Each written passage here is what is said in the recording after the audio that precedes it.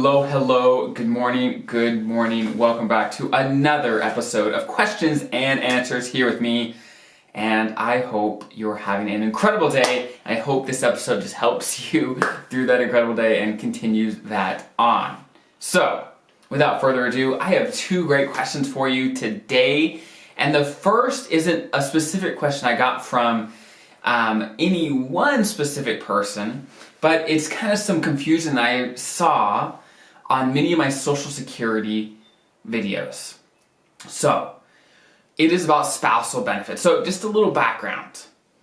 Basically, when you are thinking about Social Security, there's generally two types of benefits that people can be eligible for. First, if you have worked enough to be eligible for Social Security on your own record, then you can of course get a benefit based on that, based on your working history, okay?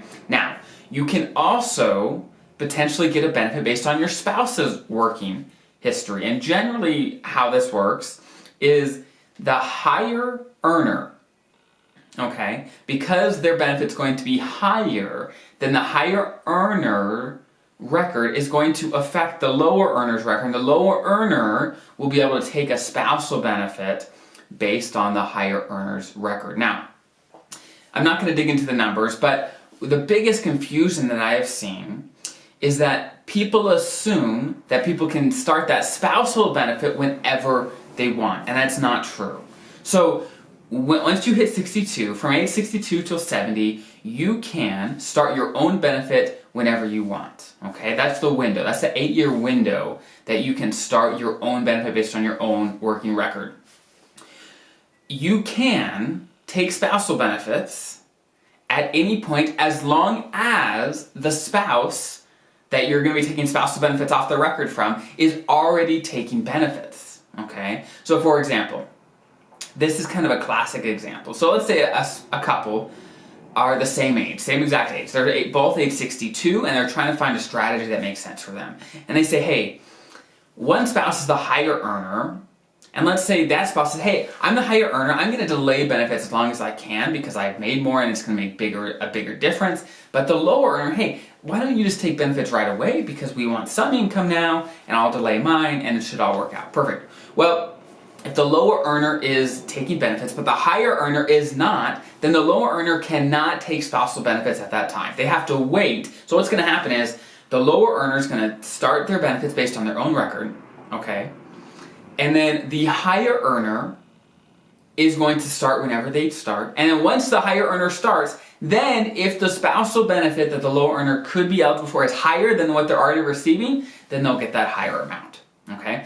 I just wanted to clarify that. There's been some confusion, and it's an important thing to know because that can mean hundreds of dollars every month and thousands of dollars definitely over the course of a few years, just by understanding kind of how that works and the best way to strategize. So that's the first thing. Spousal benefits, very, very, very important. Next, this is an actual question. I'll read it to you. It says, hey, I work for the VA. My first year of employment was as an intermittent nurse. Does this count as part of my years of service? Also, I have 10 years of service and hit my MRA, my minimum retirement age. Great. I am retiring without collecting TSP. At 62, I'm going to start taking money from my TSP. And also, do I qualify to start my healthcare benefits at that time? Okay, so let's break this down. The first question she had was her first year as a nurse at the VA was as an intermittent nurse, okay? Now, whenever you have, let's say, temporary time or intermittent time, anything like that, the one thing that you're going to want to know is are you paying or were you paying into the retirement system, okay? You can go look back at pay stubs and things like that, but if you were paying into the retirement system, the FERS retirement system, I'm not talking about the TSP, I'm talking about the FERS retirement system, okay? This is a system that eventually pays out your pension in retirement, okay? So if you were paying into this system, then odds are it's very, very likely that time will count towards your retirement. But if you were not, and most of the time, temporary time and intermittent time do not pay into the system, okay, most of the time. And if that's you, if you did not pay into the system during that time, then that time will not, generally, it will not count for your retirement when it comes to eligibility, calculating your pension, things like that. Okay, so definitely look back, check your time, making sure you're using the right numbers for your retirement planning. So, something to think about. Now, there are a couple nuances. Basically, if you had time before 1989, okay, let's say you started before 1989 and you had some temporary years. Well, what you can actually do, you can actually buy that time back. Let's say you didn't actually put money into the system, well, you can buy that time back as long as it was before 1989. Unfortunately, most people nowadays don't have time before then, right? And nowadays, you cannot buy back temporary time or intermittent time. You can't, right? It's been suggested a few times with lawmakers, but nothing has happened, right? So up to this point, you can't buy back that time. It just doesn't count, okay? So make sure in planning your career, all these things, you pay into the system if that's important for your retirement, okay? So that's the first kind of piece of this question. The next is, hey, it looks like she's going to be retiring with an MRA or minimum retirement age plus 10 retirement. So a little background on this type of retirement, you can retire right away as long as, of course, you meet your minimum retirement age and you have 10 years of service. Now, for every year between when you stop working with that retirement and when you're actually eligible for a full retirement, then you're going to get a 5% reduction to your pension. Okay, so for example, let's say you are 57, okay, and you retire with an MRA plus 10, and you're not actually going to be eligible for an unreduced pension until 62. So that's 5 years.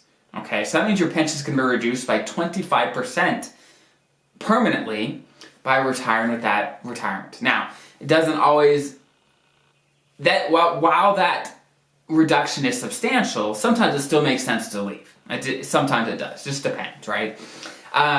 So just understand that reduction is coming into play. And what you can do, however, is you can postpone that retirement or your pension. Basically what that means is, hey, you retire at 57 or whatever age you do, as long as it's your minimum retirement age or later, okay? You retire at 57, you can postpone your pension to not get the reductions. So what you could do, let's use the same example. Let's say you're eligible for the MRA plus 10 at 57, but you're not actually eligible for the full unreduced pension until 62. Okay, what you can do, you can postpone your pension until age 62. So for those 5 years, you're not getting a pension, okay? You're not getting a pension at all, but at 62, you get a pension and it's unreduced. So that 25% that I talked about before, that's not there, right? It's unreduced and you get the full amount for the rest of your life, plus, of course, cost of living adjustments and things like that, right? And at 62, your FEHB starts back up, okay? You can get it again. But again, during those 5 years, what are you going to do for income? What are you going to do for health insurance? That's the big thing when it comes to postponing your retirement. And a common situation where this may be relevant is, let's say you're 57. You say, hey, I'm done working for the Fed. I want to go work as a contractor. I want to start my own business. I want to do something else where I'll be able to get health insurance. That's not the big deal. I want health insurance when I retire, but during this 5-year gap, I'm going to be covered and I'm going to have income. So that's not a big issue. Well, great. Hey, take postpone your pension. You'll pick it up at 62. You'll pick up your health insurance at 62. But you're going to be doing something else in the meantime, so it'll work out fine. So that can be a common way. Just know what you're getting into with an MRA plus 10, and if all the ramifications work for you, great. Hey, take it. It is a great opportunity to leave a little earlier than you might otherwise be able to. So I hope that was helpful.